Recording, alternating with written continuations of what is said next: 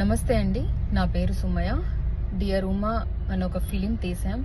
ఆ సినిమా ప్రొడ్యూసర్ని, అలానే ఆ సినిమాలో హీరోయిన్ని. మేము ఈ ప్రమోషన్స్లో చాలా బిజీగా ఉన్నాం. నా దాకా ఇంతవరకు రాలేదు. సడన్గా నేను ఫోన్ ఆన్ చేసేసరికి మా ఫ్రెండ్స్, మా ఫ్యామిలీ ఏదో వీడియో ట్రెండింగ్ అవుతుంది అనేసి ఎవ్రీవన్ ఈస్ కాలింగ్. అంటే ఎంత టెన్షన్ క్రియేట్ చేసిందంటే నేను అనుకున్నా ఏమైందబ్బా అని.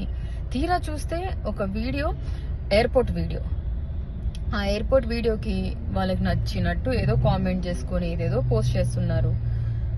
ఒక అమ్మాయిని పెట్టుకొని దయచేసి ఇలా అంటే నిజాలు తెలియకుండా చెయ్యకండి. అంటే రాజకీయం చేయొచ్చు, కానీ ఒక అమ్మాయిని అడ్డం పెట్టుకొని రాజకీయం చేయకండి దయచేసి. అదే నా పక్క సీట్లో ఇంకెవరన్నా ఉంటే, మీకు పడని వాళ్ళు ఎవరున్నా కూడా ఇలానే రాస్తారా? ఒక ఉమెన్ కి ఇచ్చే రెస్పెక్ట్ మన ఇండియాలో ఇంతేనా? I'm feeling so bad about this. నాకు అసలు మాటలు కూడా రావట్లేదు ఏం చెప్పాలి అని.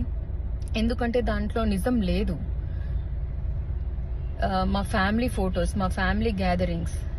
నేను అనంతపూర్ అమ్మాయినండి. ఆబ్వియస్లీ మాకు చుట్టరికం ఉంది, మాట్లాడుకుంటాం.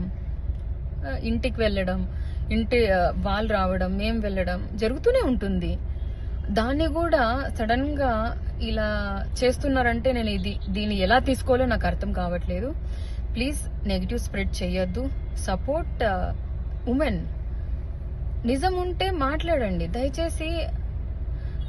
ఒక అమ్మాయిని ఇంత ఫోకస్ గా చేసి రాజకీయం చేస్తున్నారంటే నిజంగా do you feel this is correct?